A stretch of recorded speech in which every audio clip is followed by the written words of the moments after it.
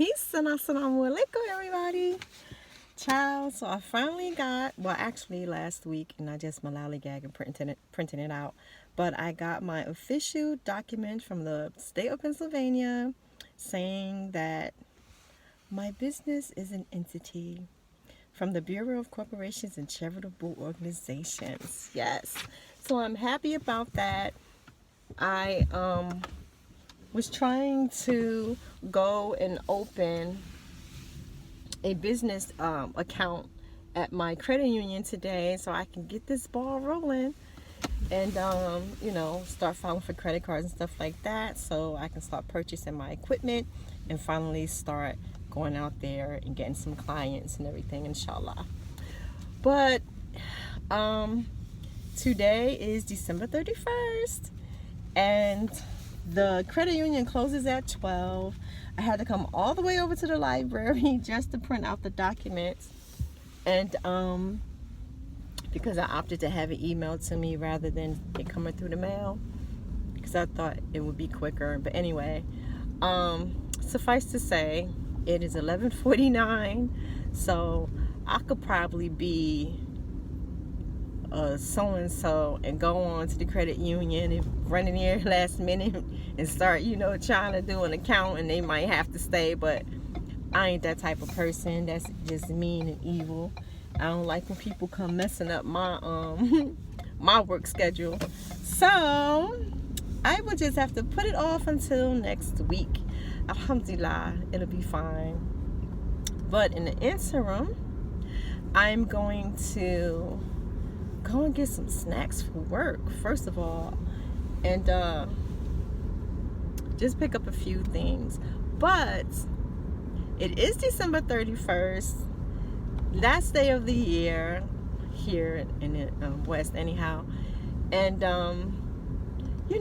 as I normally do routinely, I'm just reflecting a little bit upon my current life, my current status in life, but more so, what are some good things that I've done in the past year?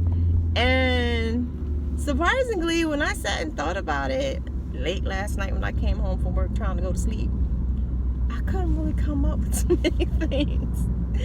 But so I had to start going small. I'll say I couldn't think of any. I can't even say that. I was gonna say I can't think of any big things good that I've done, but I mean, it all depends. I mean, it doesn't have to be big, like quantitatively, I suppose, but it can still have a big impact. And I do know I've done some good things this year with good impacts. Of course, like I've said in other videos, I really do love to do like donate money and stuff to very established charities. So like I've said before, I love to give to the Pious Projects. That I've given a lot to them this year because I really dig them. Not a lot like money wise, I suppose, a lot for me. And I haven't given thousands of dollars or anything like that, but I have given hundreds of dollars. So with them, I love the Himalayan Cataract Foundation. I've mentioned them several times in videos. I just love them to pieces because for $25, you give someone back their sight who probably have not had sight for many, many years. So that's super dope. I really, really love that. Giving water and stuff like that. But also, I've done a lot for people that I know personally, and that is very, very meaningful and impactful also. So, but I guess my initial assessment of my year so far as doing good things, to me, even now, as I'm trying to get out the words, I'm thinking, to me, primarily doing good is being of service. I love to be of service. It's just what I do. That's what makes me feel good. It's what I think has the most impact on people. Why am I getting emotional? Golly, I'm so emotional lately. I don't know. I know that whole word is more so pertaining to women, has very negative connotation for a lot of people. But like I tell cats, you have to be glad women are emotional, because if we weren't, a whole lot of y'all wouldn't be here no more. But I don't know. I've just been very sensitive and everything lately. I don't know what's going on with me, but you know, being of service is what I do, because I really love humanity, as my friend always says. I really do love humanity. I love helping people. Folks get on my nerves, just like I know I get on some people's nerves also. But that's what for me, is doing good. So when my initial, and even now, I guess, my assessment is that I've done some things, but could I have been a much bigger impact, I guess is what it is. And I believe I could have. And I just didn't. I procrastinate a lot. I keep moving the camera around because I get really shy. It's like really busy out here. And I get really shy being on camera. I know people ain't paying me no mind, but I'm innately shy. That's just my natural being. And I've learned how to sort of I've learned how to move in the world, because the world is not a good place for shy people. But I'm still very shy at heart. But anyway, so I know I could have been have had a much greater impact in the past year, but you know, I say time and again, I am a supreme procrastinator, because I just like being comfortable and just being. And like this morning, I sat around. I could have made that credit union, to be honest, even though I had to wait for the library to open. But I could have been moving. But I was on YouTube and saw Unsungs. So I watched an unsung about Melba Moore, who I dig her. I've learned so much more about her. But I know she's from my hometown and all that kind of thing. So I watched that, and then I watched some about the Force MDs. They, you know, Force MDs, can't say too much about them. They're like awesome. But also, I know one of the guys in the group, this brother Khalil, he used to, he was the Ansar Allah community, and he and another brother Anwar used to have a store, which was basically like a Ansar brand bookstore. The Tins of Kedar used to be down on Halsey Street in Newark, and I used to go down there when I was a little 17-year-old, dating, all of this. The only person around that piece, my face and everything covered. I used to catch it from the Muslims and non-Muslims.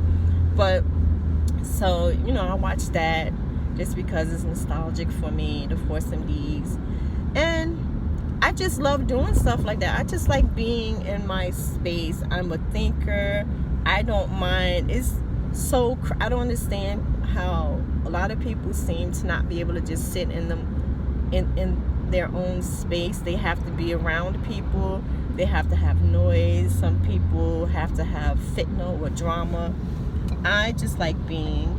And so there are probably thousands and thousands of hours that I could have spent doing more for others. But as it is, that time has passed. So upon reflection, I have to, I said in another video pertaining to, you know, 2022 goals, that I really want to, in this coming year and the years to follow, to become much more intentional in my actions and spend my time, you know, more intentionally is all I can, you know, the best way I can say it. And still have time for myself, But I just procrastinate because I like just chilling. And when I'm chilling, I'm not just doing anything. Well, I don't know, depends. I guess that's subjective. But if I'm just sitting, relaxing, playing crosswords on my phone or something, or doing crosswords on my phone, I guess that's really healthy too, because I do work and all that kind of stuff like everybody else. And all that stuff is kind of my kind of bringing it down and finding some sort of balance for myself. But so far it's doing good. I mean, for 2021, I'm wondering how I should categorize that actually. Like, what do I see as having done good? So aside from the things that I've already mentioned, I mean, it's good that I've finally started actively working towards entrepreneurship again. It's something I've been wanting to do. We kept putting it off because, procrastination. That always comes first and foremost. But, also it can be a little scary and daunting sometimes when you have responsibilities and people who depend on you to just, give up your day job or, start making actual moves to move away from what has been working and what is safe, So that's a good thing, betting on me more. And really my sons are actually reminding me the importance of betting on yourself, regardless to what may seem not sensible or what have you. So that's a good thing.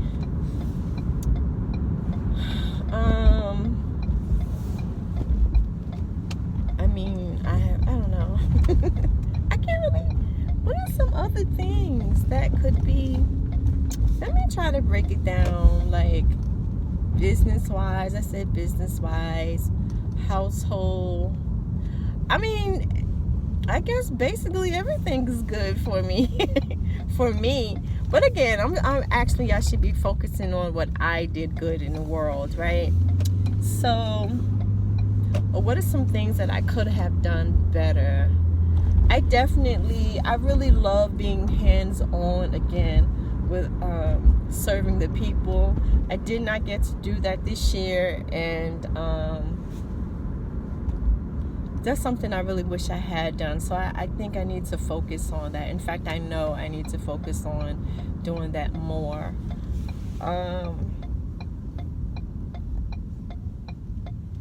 And by like hands-on, I'm really, again, I am in my zone and my place of love and happiness when I'm serving other people. And giving money is awesome, especially some of the things that I've already said that I've done, and I could have done more with that too. But just doing things more for the needy, people who need help. There's so many people on the streets and stuff.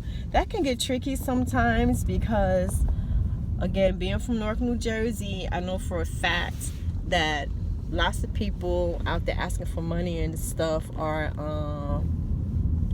they're just shysters, a lot of them, and that's a fact. So I don't know, a lot of people feel like, well, it's my job to give them the money, it's not my business what they do with it. But sometimes I feel that way, but for the most part I don't, because you also have to be responsible and encouraging people to not do better for themselves because they know they can, get people. I mean, I don't think that's good either. I think we play a hand in not only their not progressing forward. But I mean, that money and stuff can be delivered elsewhere to help out. But yeah, I think I need to do more though for homeless folks, and not in the form of money necessarily, but more in the form of resources. Um, do more for, I've said before that I used to do things for sick children in hospitals and stuff. I need to do that more.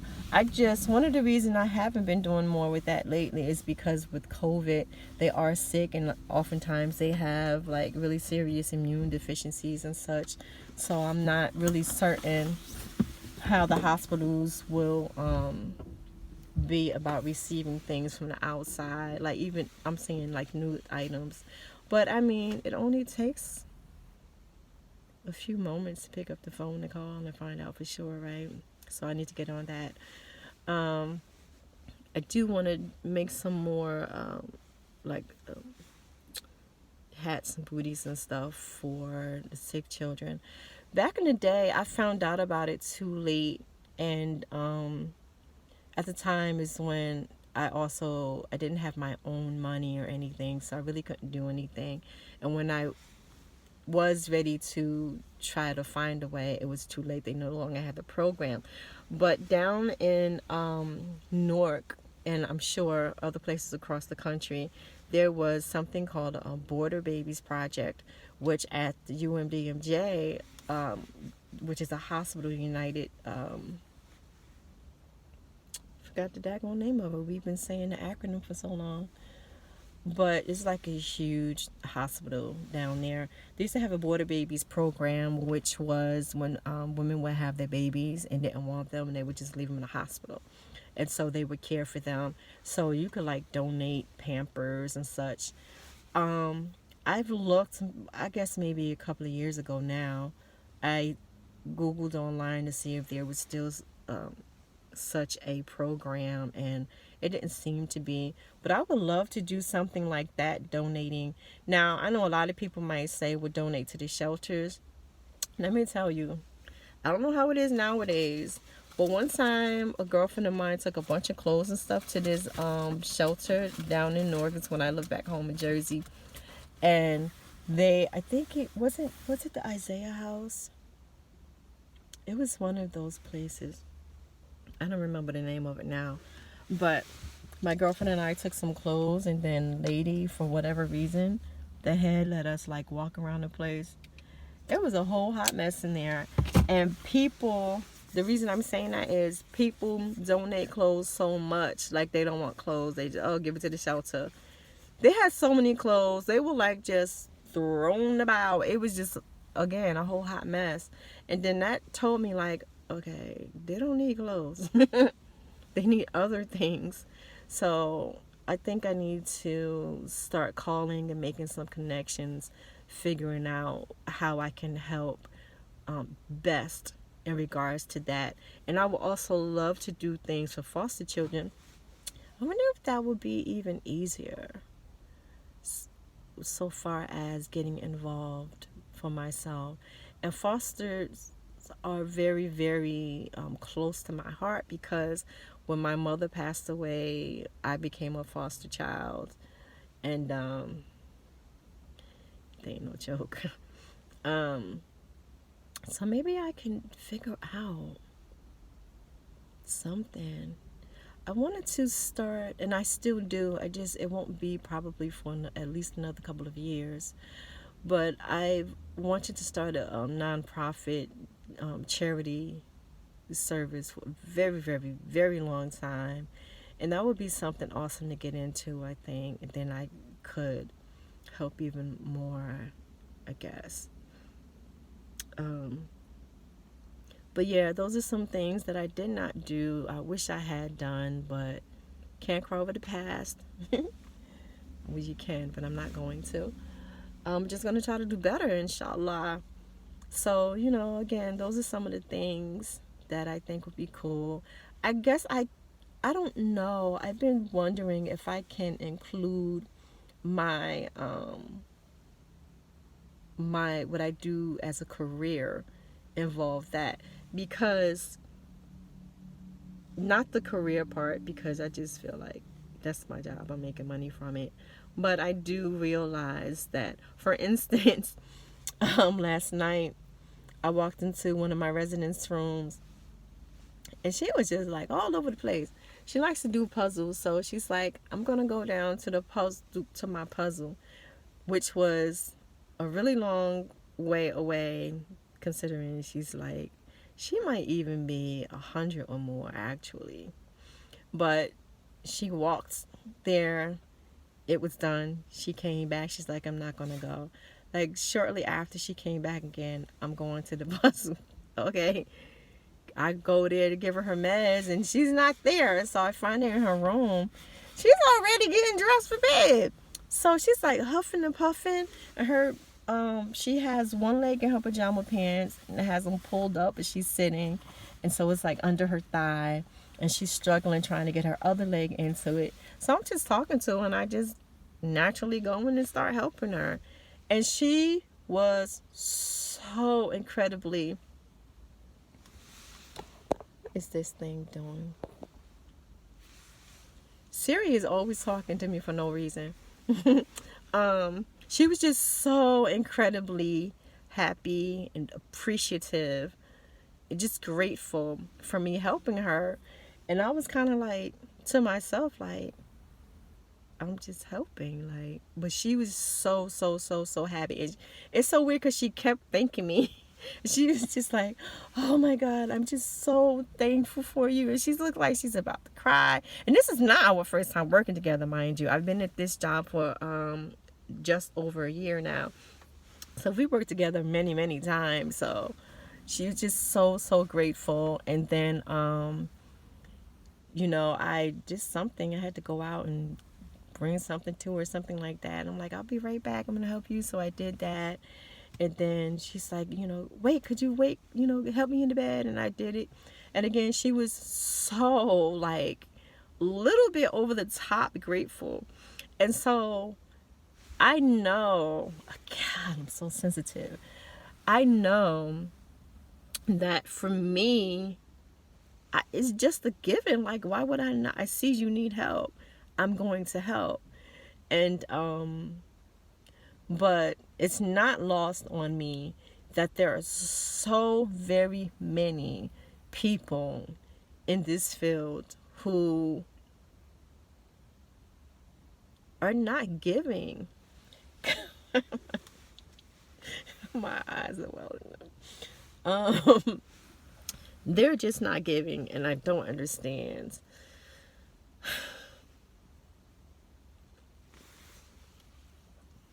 I don't understand why they even get into this field, especially working with elders. Where's my tissue? I need some tissue because I'm bugging out right now. But I'm gonna have to use this. So yeah, so I guess I have to be more how do you say? Be more acknowledge myself more. I don't know. I just think I'm of the mindset, one, you just naturally help people. Why the hell would I not? But also, my mother passed away when she was 34, and she had cancer. She was really bad off. And I just think, like, how would I want people to treat my mother or my great grandmother or anyone who I love and care about? And what's more, how do I want people to treat me? Because it is a great possibility that can be me one day. I mean, shoot, it was me just a couple of years ago. I certainly wasn't that bad off, but I was, in a place where I needed help. I needed people. I needed to be cared for. And the people at the hospital where I was, they were very good. Now, I mean, I didn't bother them much either. I don't, it's also part of my character. But they were willing. They they were, and of course that was their job, but it's your job to do certain tasks. It is not your job to be humane. In my opinion, you cannot pay anybody to do that. It's something that has to be within. And so, I just keep those type of things in mind. And so, I guess I do good regularly. I think about my people at work. And also, it just had a thought. I found out yesterday that one of my friends at work passed away. A gentleman, he was don't recall how old he was. I think he might have been in his 90s. He might have been like 93 or something. But he was cool. He's just, well, virtually everybody, all the residents at my job are white.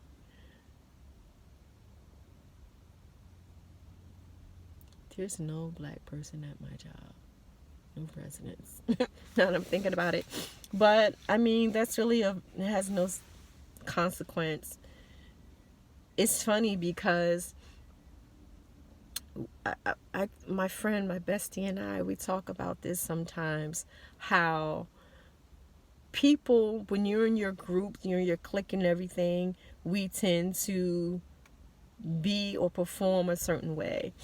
So this is why you can be super cool with at work, which there are people at my job who I'm cool with, and then you're like, you're a Trump supporter. We tend to look at Trump supporters as if they are collectively just deal-wise, whatever. But this is why, because who you are as a person, or who you tend to be when you're by yourself, isn't necessarily who you're going to be when you're in a group, or vice versa, whatever. So, I mean, I'm around these elderly white people who, folks, black American people anyway, tend to take for granted that, they probably call us niggas and all this kind of stuff. I won't say that. I won't go that far. But I'm sure they had perceptions, and many of them may still exist. They have perceptions of black and brown people. But when you have a relationship, even though it's a work relationship, we still help these people. And so, we got to get down and dirty. We see them at their absolute worst state, and that bonds oftentimes. And so this gentleman, like I said, he was in his 93s. He's like 93 or something. And God, you could just tell a lot of the people that I work with, take care of, not my coworkers, but the residents that I work with. They have had fruitful lives and have accomplished so much, and he was one of them. There was just something about him that has a sort of regalness to him, and actually he was on the floor where you gotta have money to be there. So I guess he's saved his peanuts, his acorns, I should say, throughout the years. But I'm trying to remember, he was some sort of engineer or something like that. It was like a very smart type thing. Can't recall what it is, but it was like you had to be intellectually inclined. But the way he was just nice, and I was nice to him, of course, so he thought I was the same, it seems. But the way that we bonded is, I told him I was from Newark, New Jersey, and he's like, oh, what part? Because my uncle used to have a store down neck. All of us locals, we don't say the Ironbound, we say down neck. And so, coming to find out, he told me all these great stories about how his uncle had the store down there and all the stuff they used to sell and all this kind of thing. And I know what the place is. It was right on Ferry Street. And so I actually, after that, we had this, great conversation where I listened, where he gave me a lot of information. He was Jewish also. And I went online and like just one day to look up the address because he remembered the address and everything, and I, took a snapshot and showed it to him, and he was just like, wow. He was just so floored and happy and reminiscent and everything. And so and sometimes if he wouldn't see me for a while, because I work like the whole building, I'm not just like on one floor, and so I wouldn't see him for a while sometimes. And then the past few times I saw him, well, the past couple of times I saw him, they'd be like, "M, right?" Or I say, "Yeah, I'm from Newark, like you," and then that would like make it click for him and everything. And I'm gonna miss him, man.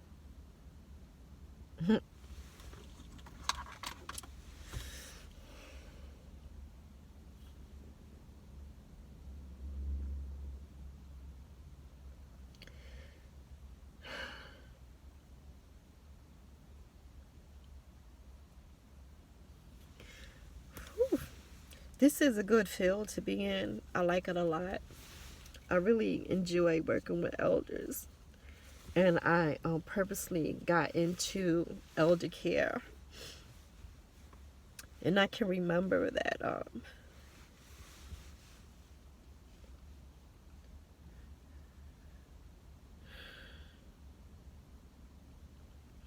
I can remember when I first got into it, when I became a CNA, and when I first started working, asking the other aides and the nurses, I'm like, well, like, how do you deal with the death? You know what I mean? Because I had only seen, aside from like funerals, which I've only been to a handful in my life, um, because like in Islam we don't have open caskets, but in like secular, places I've been to some funerals, so I've seen dead bodies. Then I saw one dead body outside of that environment, which was my aunt, who was like my second mother after my mother passed away. I saw her because she passed away in her bed, and I was surprised because I always thought that death was like gruesome, or not gruesome, but like scary. And so when I saw my aunt, I was just like, it's just a body, it's just a person. I didn't have that effect. And so when I got into this field as an aide, I was sort of like, this is gonna be crazy. I'm gonna see all these dead people and I'm gonna be scared and all this, because of course, being Afro Native, and West Indian at that, I'm very much aware of spirits. That's my belief. I hear things, I feel things, I see things.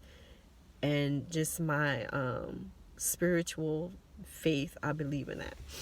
And so I was like, I'm be around all these dead bodies and these spirits. And anybody, if you know anybody that works in nursing homes, or I'm sure hospitals too, because I'll be feeling weirded out in hospitals, they'll have all these like ghost stories of things they've experienced.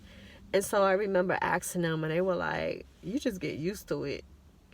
And in a big way, you do. I mean, I think, but it's also, it can be trying emotionally. I don't know. I told you, I already warned you, I'm really, really sensitive lately for some reason. Um, but yeah, I guess that's the way I put some good into the world this past year. But so now I need to get myself together, because I was about to run in the thrift store and see if they have any quotes. It's not my wonderful 50% off. Well, it is 50% off. I think nurses and folks can get 50% off today on a Friday. I think it's today. But only for clothes, like no shoes or anything else. So So I wanted to go in and see if I could find a nice quilt that I can revamp into like well, depending on the size of it, to upcycle into like either a jacket, like a short jacket, like right under my maybe mid thigh, because I like to have my rump covered most of the time. Well, I like to have it covered all the time, but sometimes I got a big rump, so sometimes it don't work out. So yeah, I want to make a quilted jacket, probably with a hood, because that would be fly. In fact, I don't even think I want one unless it has a hood. Unless I make it into like a kimono or something. I don't know. But yeah, so that or either a long one like a duster or an abaya. So I'm going to run in here if I can get my face together. Because as you see, when I cry, my whole face just looks, it's obvious. Oh, wait a minute. Duh, I'm going to have on a mask. That's right. So I'm going to run in there and see if I can probably get a quilt or two for about... It'll probably cost less than $5 for one. So that would be really cool. Then I'll probably make a video because I want to make some more videos, different types of videos. Just I gotta get this procrastination thing figured out. Or I'm gonna find a better term than saying procrastination. Yeah, I'm gonna figure out a different term. But anyway, thanks for watching. My videos always end up so long. Peace, y'all. And I really, really wish for you to have a great day, but year. I suggest, as I said in my last video on goals for the coming year, write it down and then maybe have a better chance of getting it right. Peace. Assalamu alaikum. Y'all be good.